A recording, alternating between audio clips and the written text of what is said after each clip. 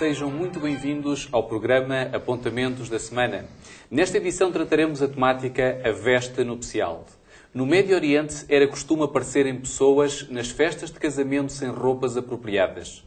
Para o efeito, havia um guarda-roupa específico pelo qual poderiam servir-se todos aqueles que não estavam devidamente providos da veste nupcial. Se os convidados não tinham vestimentas à altura do casamento, o anfitrião proporcionava a cada um uma vestimenta magnífica. Estas vestes estavam penduradas num compartimento por onde passavam os convidados, que se revestiam em honra do seu anfitrião antes de entrarem na sala do banquete. Contaremos com a colaboração dos nossos comentadores, o pastor Paulo Mendes e a Sara Pinto, para percebermos como é que podemos vestir a roupa do anfitrião do céu. Vamos começar pelo pastor Paulo Mendes, dizendo que a pós-modernidade caracteriza-se pela dessacralização dos símbolos e instituições religiosas.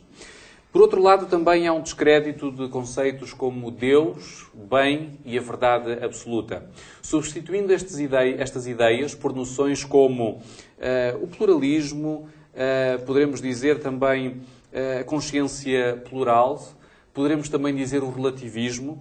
Será que neste quadro existe algum tipo de possibilidade para o cristianismo, sobretudo à luz do capítulo 21 de São Mateus?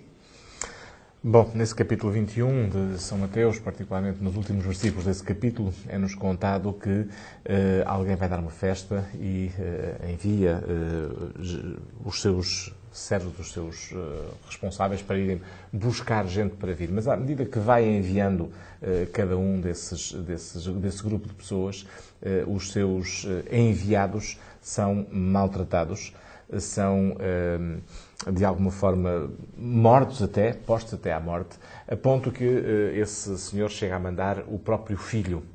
E ao filho, a ideia é de que vamos nos acaparar deste filho, porque se o matarmos, a herança finalmente vai acabar por ser nossa.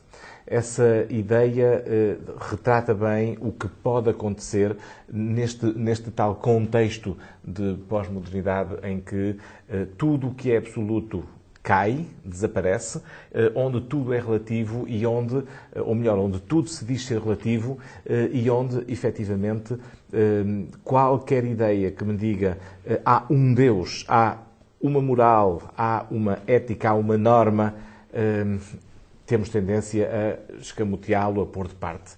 É difícil, são tempos difíceis para o cristianismo, não há dúvida. Mas, eu diria também, são tempos de uma enorme oportunidade. Porque, como na realidade o ser humano precisa dessa noção, desses parâmetros de absoluto, uma vez que na sociedade nós não os encontramos, pelo menos nas grandes linhas de pensamento da sociedade, a avidez que naturalmente o ser humano, na sua singularidade, vai ter desses padrões absolutos, abrem leque a que individualmente, não massivamente, mas individualmente, nós possamos encontrar uma grande capacidade de penetração dos princípios cristãos. Muito bem. Nietzsche não era apenas um anticristão, mas um anticristão do cristianismo que se vivia no seu tempo. Mahatma Gandhi também disse a determinada ocasião que só não era cristão por causa dos próprios cristãos. Como é que se diferencia um cristão genuíno no meio de outros que vivem talvez um cristianismo contrafeito e que podem até mesmo morrer, matar ou impor pela força algumas ideologias e, sobretudo, em nome de Cristo? Como é que se diferencia uma luz no meio das trevas? É tão clara a resposta. O cristão, aquele que genuinamente é cristão, denota-se. Marca-se. Aquele que não segue apenas correntes ou que não segue hábitos de procedimento, formas de ser condizentes com o que o cristianismo, o tal cristianismo que levam um homem como Gandhi, por exemplo, a dizer, como referiste, eu até poderia lá chegar se não fosse o exemplo dos outros cristãos.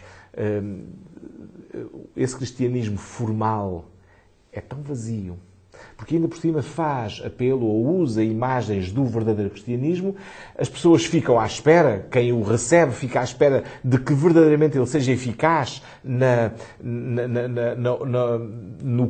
no fazer a pessoa conseguir realizar-se, e depois acabam por ver que não há diferença nenhuma entre esse cristão formal e aquilo que a sua doutrina poderia deixar pensar ser a sua vida.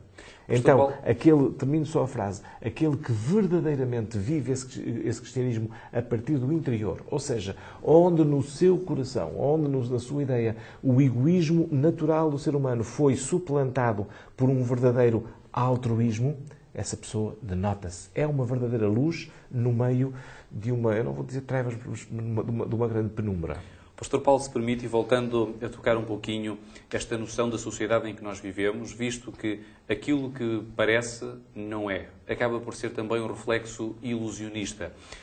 A Bíblia tem uma passagem que afirma que se o tempo não fosse abreviado, até poderia ser enganado os escolhidos. Será que, utilizando um pouquinho até uma moeda falsificada, uma nota, em que nós sabemos que se não tiver as marcas de água, mas nós não sabemos, a Casa da Moeda é que sabe essas características para poder identificar o verdadeiro produto. Em termos práticos, como é que se pode identificar um cristão genuíno e um cristão contrafeito? Eu creio que é a convivência, o facto de permanecermos e de vermos a vida que essa pessoa leva.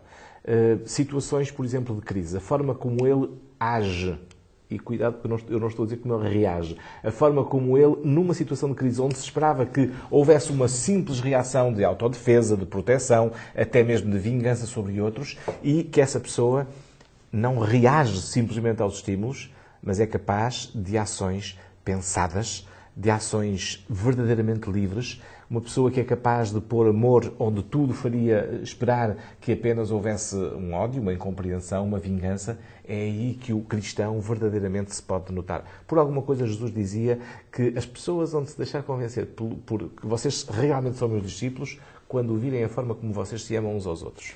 Então o verdadeiro cristão não contradiz a Bíblia e aqueles que têm conhecimento e verdadeiramente sabem diferenciar o verdadeiro do falso. É uma questão de conhecimento também. Sara, o protocolo de casamento obriga a que o convite seja endereçado aos convidados com algum tempo de antecedência. De acordo com a nossa parábola, de Mateus 22, no versículo 1 a 8, por que razão este protocolo também impera na realidade espiritual? Quando se faz um convite a alguém, espera-se dessa pessoa uma decisão, ou sim ou não, ou vai estar presente ou não vai estar. E convém que seja com esse tempo de antecedência, porque há todo um conjunto de coisas que temos que fazer para nos prepararmos para estar presente nesse casamento. Em termos espirituais é exatamente a mesma coisa. É esperado, o convite é feito com a devida antecedência para que o ser humano se decida e diga sim ou não. Tal qual Deus não se impõe, Ele dá tempo ao ser humano para se decidir. E para, obviamente, se preparar para essas bodas que estão a ser preparadas. Logo, Deus tem o cuidado de dar tempo mais que suficiente ao ser humano de tomar a sua posição e decidir se quer ou não estar presente. O rei da parábola, o que é que ele, no fundo, queria dizer com os convidados que rejeitaram o seu convite não eram dignos do mesmo, quando, paradoxalmente, foi ele que os convidou? É estranho, não é? Pode, à primeira vista, parecer um pouco estranho e temos que perceber qual é a definição do conceito de dignidade. O que é isso de ser digno? O convite é exatamente feito a todas as pessoas porque nenhum deles é digno de aceitar o convite. Nenhum deles em si mesmo tem as características que são necessárias para poder estar na boda. Porque, como discutíamos há pouco, é fornecida uma vestimenta especial para poder estar na boda, para poder estar presente. Logo, essa vestimenta especial é a dignidade que é conferida àqueles que lá estão. Eu não sou digna, nem ninguém é digno de poder receber este convite, mas ele é feito à direita e à esquerda para que todos tenham a oportunidade de estar presente na boda. E este rei é ele o único que pode fazer o convite porque é ele que tem a dignidade para atribuir às pessoas que vão estar presentes. E essa dignidade é a justiça de Cristo. Nós só poderemos estar presentes através de usarmos essa vestimenta. Ou seja, com o convite vem a dignificação. Exatamente.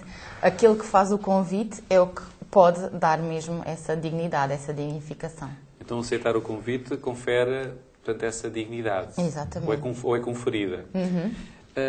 Depois da rejeição de 2 convites pelos escolhidos especiais pelo rei, foi ordenado aos servos que encontrassem todos aquelas pessoas pelo caminho e que os convidassem a participar da boda deste rei. Será, Pastor Paulo, a noção de juízo investigativo poderá estar enquadrada ou inserida neste relato? Antes de responder diretamente à pergunta, deixem-me só dizer graças a Deus por essa insistência da parte de Deus que diz: vão chamar todos os bons e todos os maus. Eu dou graças a Deus falando por mim, porque assim tenho a certeza que eu também estou convidado. Isso é o primeiro ponto. Mas agora, respondendo concretamente à pergunta, com certeza que sim. Ou seja, o convite feito por Deus para que as pessoas venham para essa boda, e compreendamos bem aqui, boda significa salvação, significa estar perto dele, significa viver com ele. Esse convite para que toda a gente possa vir é um convite que não escamoteia, que não passa por cima daquilo que cada um, na sua relação com Deus, vai decidir intimamente querer ser o seu ajustamento à vontade de Deus. O juízo investigativo não é mais do que um processo em que todas as nossas escolhas, o conjunto das nossas escolhas, vai ser tornado claro e evidente, mostrando qual foi o somatório, qual foi a tendência das nossas escolhas. É verdade que um membro da Igreja pode ser várias vezes confundido com um pecador salvo pela justiça de Cristo. Será que há uma diferença entre estes dois elementos, ou estas duas condições, sabendo que um membro da Igreja pode ser um procrastinador nato?